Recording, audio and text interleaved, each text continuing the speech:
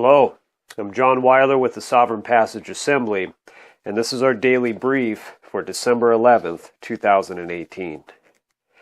We're going to continue on with our reading of Parashah Vayashev, which means, and he lived. Yesterday, we ended with chapter 37, and we discussed the path that we're on now, coming out of the world, and the struggles that we encounter along that way, that we see through the brothers of Vayashev, and the way that we can react in the same fashion with our words, which then can lead to our actions. So we ended with Yosef being sold into slavery by his brothers down in Mitzrayim, or Egypt, and a man named Potiphar, the officer of Pharaoh's and a captain of his guard, had purchased him. So now we're going to move on to chapter 38, and we're going to focus on Yahudah now, Yosef's brother. All right, so let's start here at chapter 38. We're going to read 1 through 30, and then we're going to talk about it.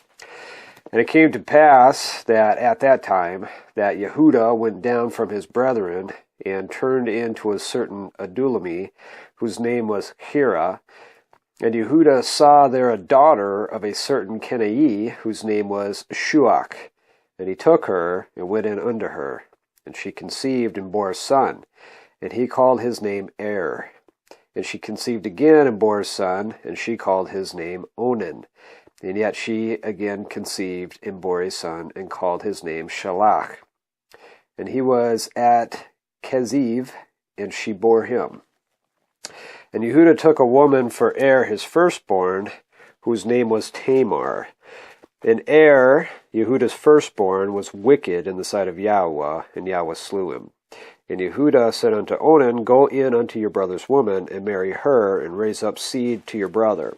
And Onan knew that the seed should not be his, and it came to pass that when he went in unto his brother's woman, that he spilled it on the ground, lest that he should give seed to his brother. And the thing which he did displeased Yahweh, wherefore he slew him also. Then said Yahudah to Tamar his daughter-in-law, Remain a widow at your father's house, till Shalach my son be grown. For he said, Lest perchance he die also, as his brethren did. And Tamar went and dwelt in her father's house. And in process of time, the daughter of Shuach, Yehudah's woman, died. And Yahudah was comforted, and went up unto his sheep shearers at Timnathah, he and his friend Hira the Adullamim. And it was told Tamar, saying, Behold, your father-in-law goes up to Timnah to shear his sheep. And she put on her widow's garments off from her, and covered her with a veil, and wrapped herself, and sat in an open place, which is by the way to Timnah. For she saw that Shalach was grown, and she was not given unto him to be his woman. When Yahudah saw her, he thought her to be a harlot, because she had covered her face. And he turned unto her by the way, and said, Go, I pray you, let me come in unto you. For he knew not that she was his daughter-in-law. And she said, What will you give me, that you may come in unto me? And he said, I will send you a kid from the flock. And she said, Will you give me a pledge till you send it? And he said, What pledge shall I give you? And she said, Your signet, and your bracelets, and your staff that is in your hand. And he gave it to her, and came in unto her, and she conceived by him. And she arose, and went away, and laid by her veil from her, and put on the garments of her widowhood. Then Yahudah said, The kid by the hand of his friend, the Adulami, to receive his pledge from the woman's hand, but he found her not. Then he asked the men of the place, saying, Where is the harlot that was openly by the wayside? And they said, There's no harlot in this place. And he returned to Yahudah, and said, I cannot find her. And also the men of the place said, There is no harlot in this place. Then Yahudah said, Let her take it to her, lest we be shamed. Behold, I sent this kid, and you have not found her. And it came to pass about 3 months later that it was told Yahudah, saying, Tamar, your daughter-in-law, has played the harlot, and also, behold, she is with child by whoredom. And Yahudah said, Bring her forth, and let her be burnt. And she was brought forth, when she was brought forth, she sent to her father-in-law, saying, By the man whose these are, am I with child? And she said, Discern, I pray you, whose these are, the signet and bracelets and staff. And Yahudah acknowledged them and said, She has been more righteous than I, because I gave her not to Shalach my son, and he knew her again no more.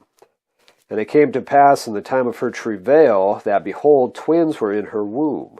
And it came to pass, when she travailed, that the one put out his hand, and the midwife took it and bound upon his hand a scarlet thread, saying, This came out first.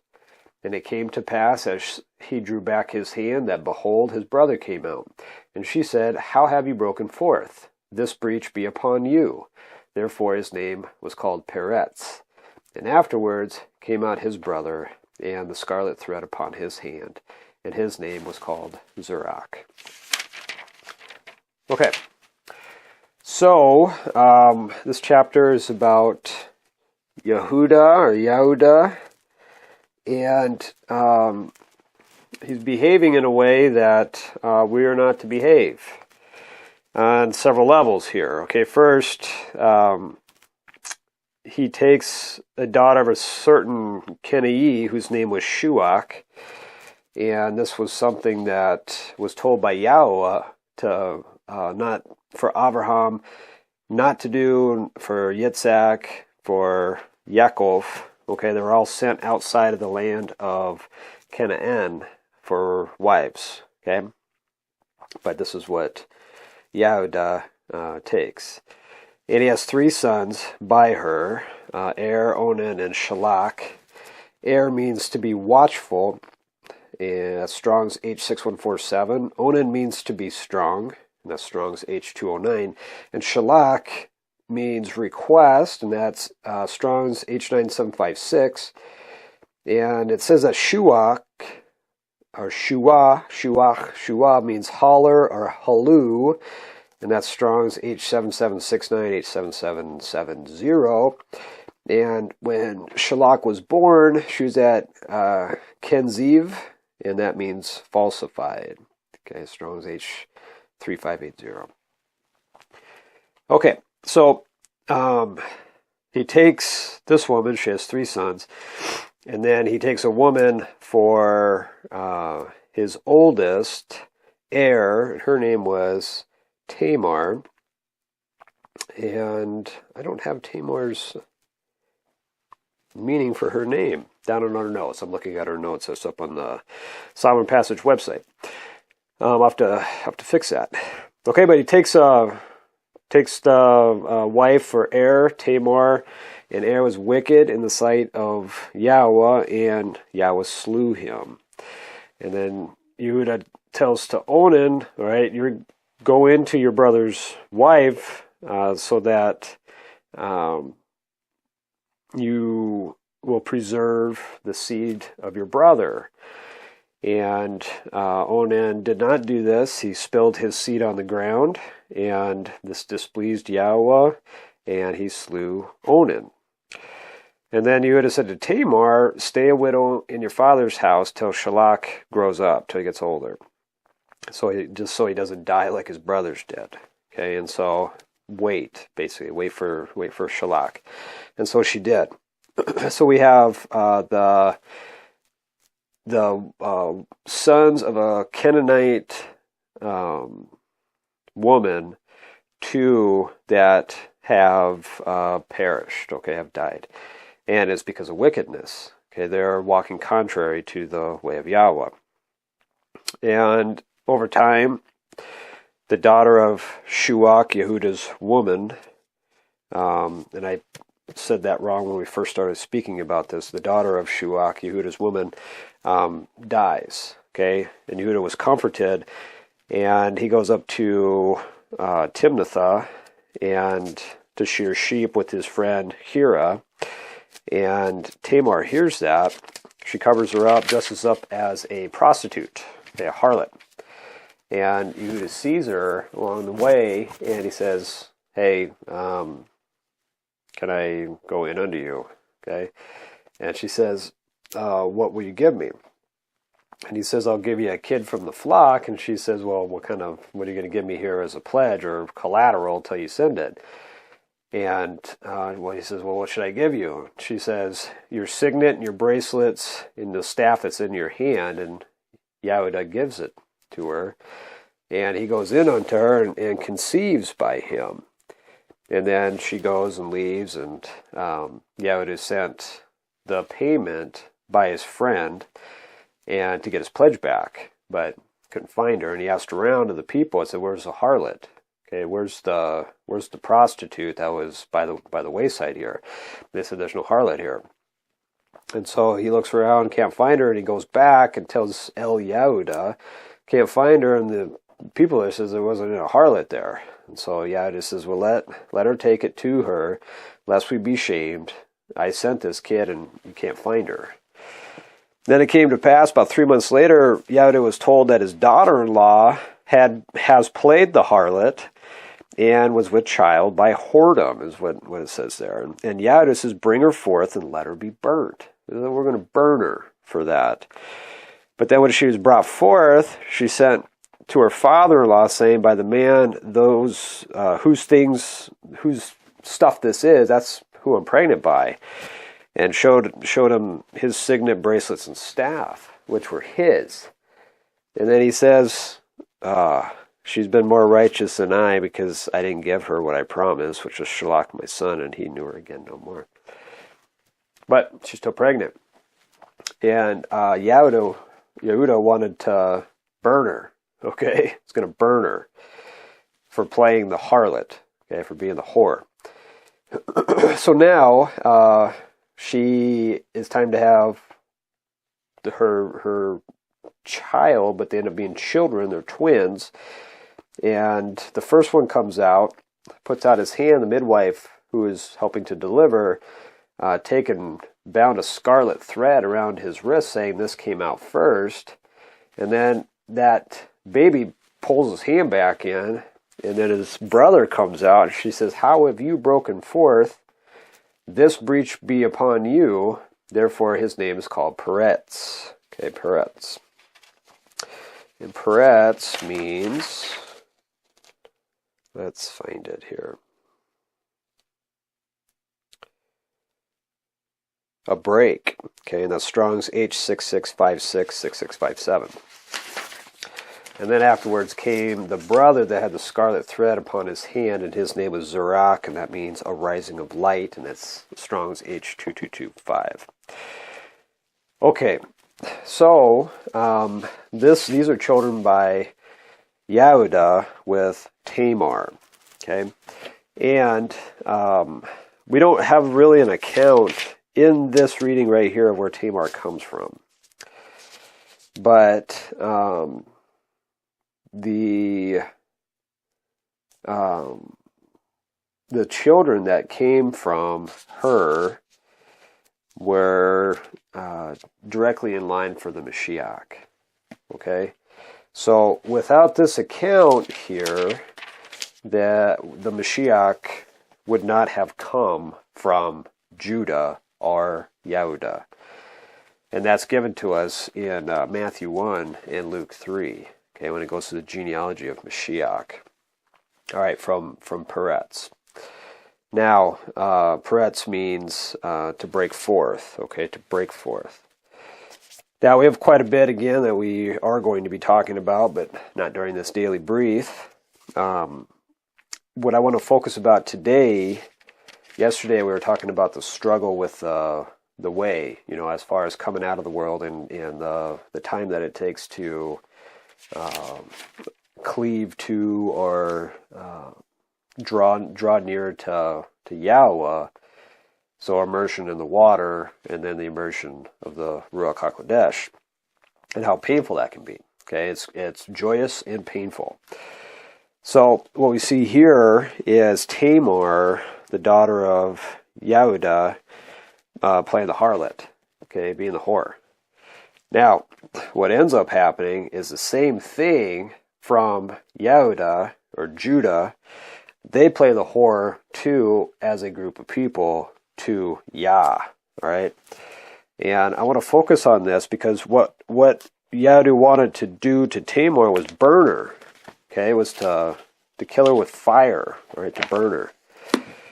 So going with that, let's go to Jeremiah. And let's go to chapter 2. We're going to read chapter 2, and we'll talk about it. It says, Moreover, the word of Yahweh came to me, saying, Go and cry in the ears of Yushalayim, saying, Thus says Yahweh, I remember you, the kindness of your youth, the love of your espousals, when you went after me in the wilderness, in a land that was not sown. Yasharel was holiness unto Yahweh, and the firstfruits of his increase. All that devour him shall offend. Evil shall come upon them, says Yahweh. Hear ye the word of Yahweh, O house of Yaakov, and all the families of the house of Yasharel. Thus says Yahweh, What iniquity have your fathers found in me, that they are gone far from me, and have walked after their vanity, and are become vain? Neither said they, Where is Yahweh that brought us up out of the land of Mitzrayim, that led us through the wilderness, through the lands of the deserts, and the pits, through the land of drought, and of the shadow of death, though a land that no man passed through, and where no man dwelt. And I brought you into a plentiful country, to eat the fruit thereof and the goodness thereof. But when ye entered, ye defiled my land, and made my heritage an abomination. The priests said not, Where is Yahweh? And they that handled the Torah knew me not. The pastors also transgressed against me, and the prophets prophesied by Baal, and walked after things that do not profit.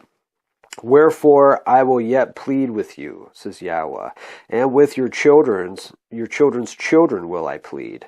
For pass over the isles of Kittim and see, and send under Kedar, and consider diligently, and see if there be such a thing. Has a nation changed their Elohim, which are yet no Elohim? But my people have changed their glory for that which does not profit. Be astonished, O ye heavens, at this, and be horribly afraid. Be ye very desolate, says Yahweh. For my people have committed two evils. They have forsaken me, the fountain of living waters, and hewed them out cisterns, broken cisterns that can hold no water. Is Yasharel a servant? Is he a homeborn slave? Why is he spoiled? The young lions roared upon him and yelled, and they made his land waste. His cities are burned without inhabitant. Also, the children of Noph and Tachpanech have broken the crown of your head. Have you not procured this unto yourself, and that you have forsaken Yahweh Eloheka, when he led you by the way? And now what have you to do in the way of Mitzrayim, to drink the waters of Shechor? Or what have you to do by the way of Asher, to drink the waters of the river? Your own wickedness shall correct you, and your backsliding shall reprove you. Know therefore and see that it is an evil thing and bitter, that you have forsaken Yahweh Eloheka, and that my fear is not in you, says Adonai Yahweh Zebaoth. For of old time I have broken your yoke, and burst your hands, and you said, I will not transgress, when upon every high hill and under every green tree you wander, playing the harlot. Yet I had planted you a noble vine, wholly a right seed. How then are you turned into a degenerate plant of strange vine unto me? For though you wash with nitre, and take much soap, yet your iniquity is marked before me, says Adonai Yahweh. How can you say I am not polluted? I have not gone after Balaam. See your way in the valley, know what you have done. You are a swift dromedary traversing her ways, a wild ass used to the wilderness that snuffs up the wind at her pleasure. In her occasion, who can turn her away? All they that seek her will not find weary themselves. In her month they shall find her. Withhold your foot from being unshod, and your throat from thirst. But you said, there is no hope. No, for I have loved strangers, and after them will I go. As the thief is ashamed when he is found, so is the house of Yasharel ashamed. They, their kings, their princes, and their priests, and their prophets, saying to a stock, You are my father, and to a stone, You have brought me forth. For they have turned their back unto me, and not their face. But in the time of their trouble they will say, Arise and save us. But where are your Elohim that you have made? Let them arise, if they can save you in the time of your trouble. For according to the number of your cities are your Elohim, O Yahudah. Wherefore will ye plead with me? Ye all have transgressed against me, says Yahweh. In vain have I smitten your children. They receive no correction. Your own sword has devoured your prophets, like a destroying lion. O generation, see ye the word of Yahweh. Have I been a wilderness unto Yasharel, a land of darkness? Wherefore say, my people, We are lords. We will come no more unto you. Can a maid forget her ornaments, or a bride her attire? Yet my people have forgotten me days without number. Why trim you your way to seek love? Therefore have you also taught the wicked ones your ways. Also in your skirts is found the blood of the souls of the poor innocents. I have not found it by secret search, but upon all these. But you say, Because I am innocent, surely his anger shall turn from me. Behold, I will plead with you, because you say, I have not sinned. Why go you about so much to change your way? You also shall be ashamed of Mitzrayim, as you were ashamed of Asher. Yea, you shall go forth from him, and your hands upon your head. For Yahweh has rejected your confidences, and you shall not prosper in them. Okay, so to be a harlot or a whore is to go after idols, okay, other things. And idolatry here is listed as, things of stone and things of just things that they made to worship their gods. But idolatry is anything that we put in between us and Yah. We can worship money. That's what Mashiach tells us. You can't serve two masters, two Baals. Okay, that's what Baal means, is the master. But we have one master, Elohim. So for us to say we don't have idols like this anymore, that's not true. Because we have idols all around us. We idolatrize ourselves. We create our own gods, okay? Ourselves being one of them, human beings. So here we see Yahudah being the harlot, okay? So Yasharel, Yahudah, the nation that was split, okay, the two sticks that will be joined together through Mashiach, Yahudah being the harlot. And if we go along in chapter 3, it says, They say, if a man put away his woman, and she go from him and become another man's, shall he return to her again? Shall not that land be greatly polluted? But you have played the harlot with many lovers, yet return again to me, says Yahweh. Lift up your eyes unto the high places, and see where you have not been lain with. In the ways you have sat for them, as the Aravi in the wilderness, and you have polluted the land with your whoredoms and with your wickedness. Therefore the showers have been withheld, and there has been no latter rain. And you had a whore's forehead. You refused to be ashamed. Will you not from this time cry unto me, my Father? You are the guide of my youth. Will he reserve his anger forever? Will he keep it to the end? Behold, you have spoken and done evil things as you could. Yahweh said also unto me in the days of Yeshayahu the king, Have you seen that which backsliding Yasharel has done? She has gone up to every high mountain and under every green tree, and there has played the harlot. And I said, After she has done all these things, turn you unto me, but she returned not. And her treacherous sister Yahudah saw it. And I saw, when for all the causes whereby backsliding Yasharel broke wedlock, I had put her away and given her a sefer of divorce, yet her treacherous sister Yahudah feared not, and went and played the harlot also. And it came to pass, through the lightness of her whoredom, that she defiled the land, and broke wedlock with stones and with stocks. And yet for all this, her treacherous sister Yahudah has not turned unto me with her whole heart, but feignedly, says Yahweh. And Yahweh says unto me, The backsliding Yasharel has justified herself more than treacherous Yahudah. So, in pretense, that's Yahudah has come back. Okay, but they all had played the harlot. Okay, we're reading with Tamar, and Yahudah, the man, wanted to burn her. Okay, wanted to get her out there and burn her.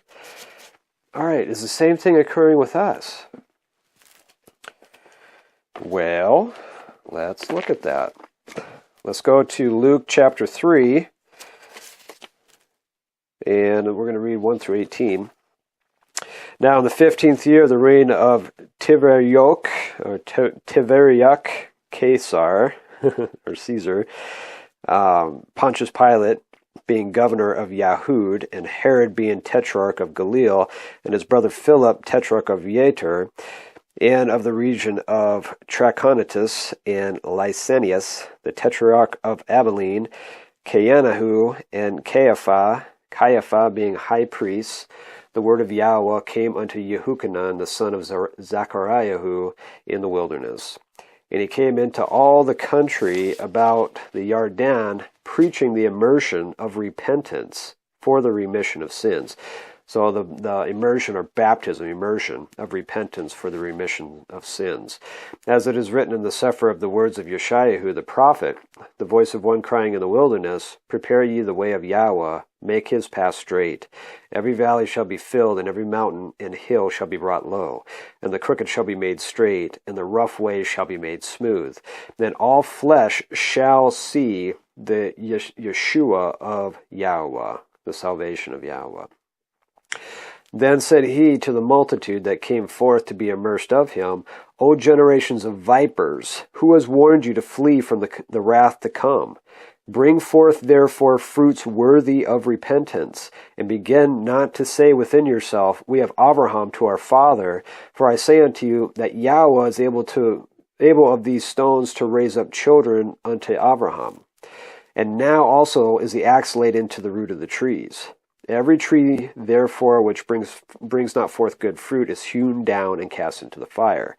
And the people asked him, saying, What shall we do then? And he answered and said unto them, He that has 2 coats, let him impart to him that has none. And he that has food, let him do likewise. Then came the publicans to be immersed, and said unto him, Rabbi, what shall we do? And he said unto them, Exact no more than that which is appointed you. And the soldiers likewise demanded of him, saying, What shall we do? And he said unto them, Do violence to no man, neither accuse any falsely, and be content with your wages. And as the people were in expectation, and all men mused in their hearts of Yehuchanan, whether he was Hamashiach or not, Yehuchanan answered, saying unto them all, I indeed immerse you with water, but one mightier than I comes, the latchet of whose shoes I am not worthy to unloose. He shall immerse you with the Ruach HaKodesh and with fire, whose fan is in his hand, and will thoroughly purge his floor, and will gather the wheat into his garner. But the chaff he will burn with the fire unquenchable. And many other things in his exhortation preached he unto the people. Okay, so Yehuchanan is baptizing with an immersion of water, which we know through his word to be his word, okay, to be immersed in his word. All right, we have a concept today of baptism. You're going to baptize, and then you're going to receive the Ruach HaKodesh. Oh, well, maybe if you're going to go out and get in some water and then dunk yourself under the water and come back up, but if you're not immersed in the word of Yah, there's no change there. It's not like a magic bath. All right, you're not getting a magic bath when you're baptized, all right, with water. Water is the word of Yah. And if we are not immersed in the word of Yah, we are not being sanctified. That's what sanctifies us.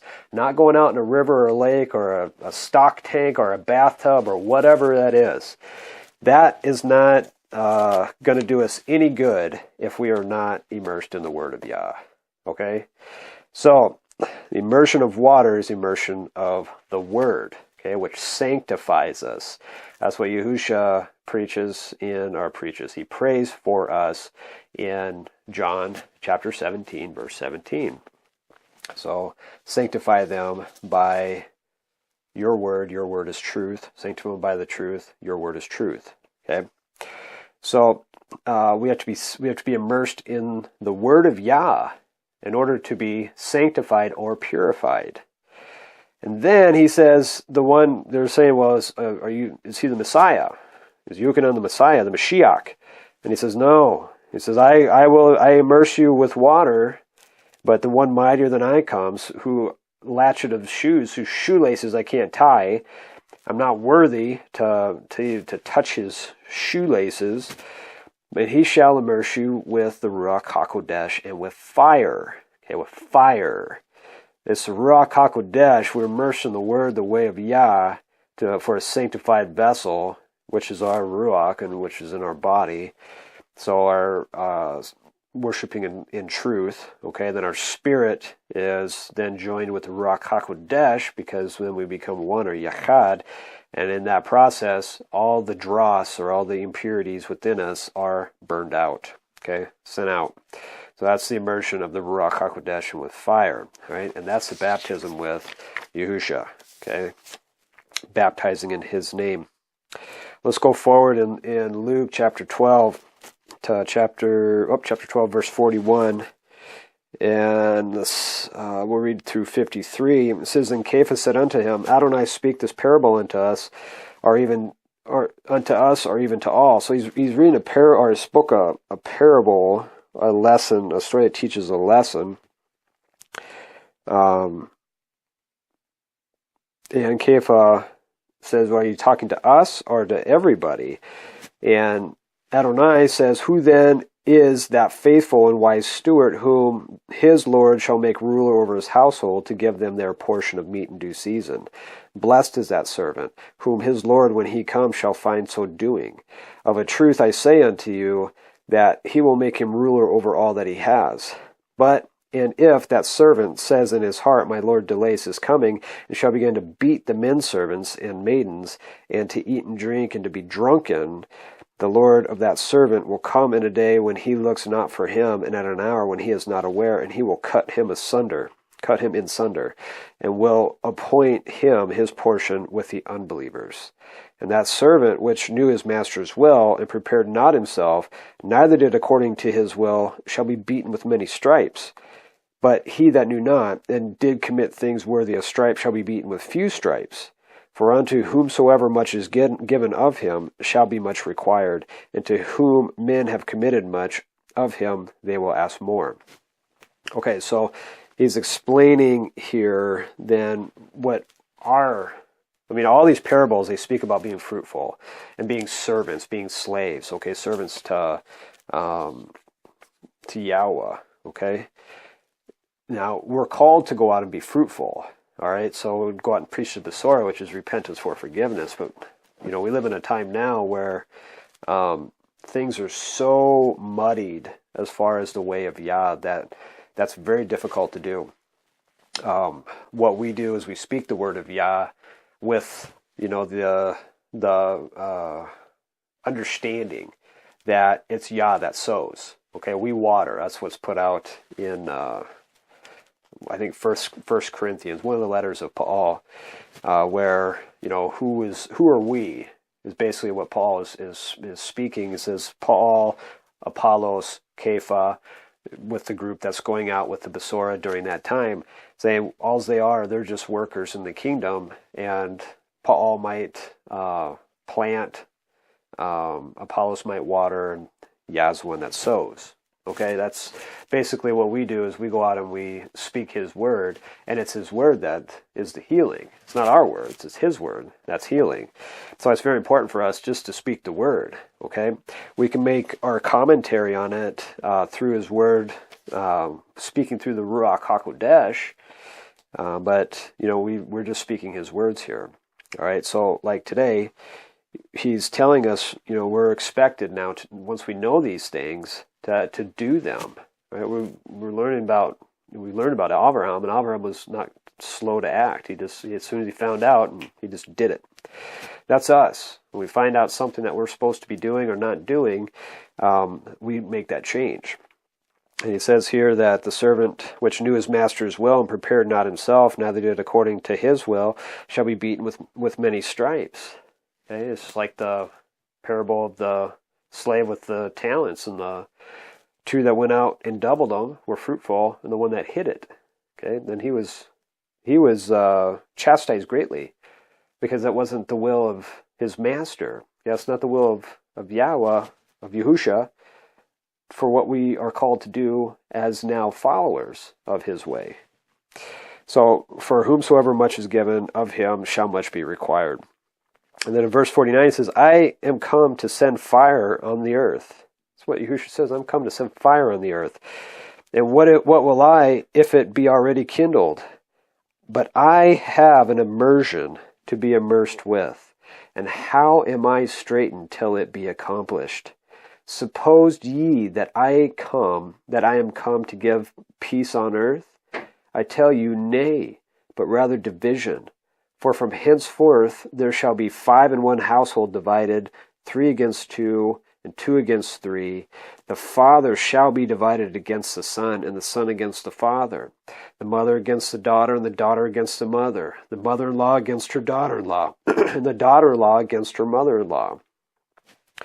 I am come to send fire on the earth, and what will I if it be already kindled? Like, I wish it were already here. It says, but I have an immersion to be immersed with. He has an immersion to be immersed with, which is fire in the Ruach HaKodesh. That's what Yehukanan tells us.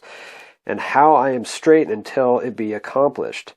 And he says, do not suppose that I am here to bring peace. He says, not peace, but division. Division of who to follow. Is he the Hamashiach? How to follow? There is great division in this world today. But there's also fire. It's also the Ruach HaKodesh. We're at that point where his spirit is poured out amongst men that in a way that's never been before. And praise Yah for that, because that's where we are right now. Okay, so we look here going back to the actions of Yahudah, or Judah, with how he was dealing with, first of all, his life. Okay, he's taking the steps still being part of the world. All right, Canaan is cursed. Okay, he was cursed. And so the people thereof are also. Now, that's of a different teaching, but Yehudah took a wife, okay, of the Canaanites. And his sons behaved wickedly. And then he himself also behaved wickedly. And dealt with his daughter-in-law treacherously. She played the whore, though, the harlot, and was deceitful to Yahudah, but became pregnant by Yahudah and begat Peretz, which we can see then the Mashiach coming from. So the will of Yah happened, regardless of what the players of that time were doing, okay, where their spiritual direction was. Yah's will was still done. Now, we see how Yahudah, his descendants, played the harlot to Yah, okay? And we saw that it was because of that is the divorcement, or the turning away of Yah, because of their turning away, okay? So his face is now hid. And we see that today. So the same exact things that Yasharel proper, okay, all the tribes were doing, we're doing today. We see all around us today.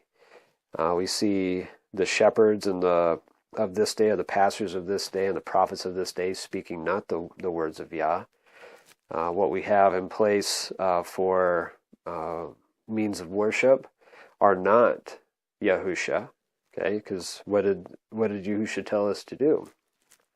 Okay, he tells us to repent, turn back to the way of Yah, which means to follow the Torah, to be holy as he is holy. And at that point, that's immersion of the Word. Okay, if we're going to be baptized with water, we're going to be immersed in the Word of Yah. And that's how we're sanctified, and gives us that opportunity to be immersed with the immersion that Yahusha has, which is fire. It's Ruach HaKodesh. And then at that point we can speak the words of Yah, because we are Yakad, or one, together. So, but today we don't have that. We have the shepherds of this day, the pastors of this day, telling us that it's okay to sin, and we do everything opposite of what Yah says. They said this is the way of the Lord. So they prophesy by Baal. Okay, there is no Sunday. All right, the day of the Lord is judgment. So if we call Sunday the Lord's day, that's the day of judgment. We need to get away from that. Okay, get out of that. To repent is to turn back to the way of Yahweh. But we know that now. Okay, we know where we're at, and we can see the result of that too, because it brings death and destruction. So today, with what we are learning here, is that baptism. All right, that baptism of fire. Okay, Yahudah wanted to burn his daughter-in-law for playing the harlot. Yahudah did the same thing. Yahshua did the same thing. We have done the same things, you and I. And in some cases, we still do it. When we realize that we have to stop doing it, stop putting things in between us and the way of Yah, stop putting things between us and Yah, but it still occurs. And we have to take those steps. We are being burnt out, being cleansed, the dross is being burnt away from inside of us through the Ruach HaKodesh, the immersion of fire. Okay, so we need to be aware of that. All right, so to keep with what we talked about yesterday, it's painful, but it's joyous. Okay, the fire is painful, but it's joyous too, because we're being changed and renewed. Okay, so I hope that this word here has blessed you as it's blessed me, and I will know that I'll be considering the things that I do today and where the importance of those things lie. All right, I do not want to play the harlot. Don't want to play the harlot, and I don't want to, especially knowingly, do something that Yah tells me not to do that causes the break in the relationship with Yachad, or one with his Ruach. Okay, that's very important. All right, so have a wonderful day today, and we will be back here tomorrow with another daily brief. Thank you.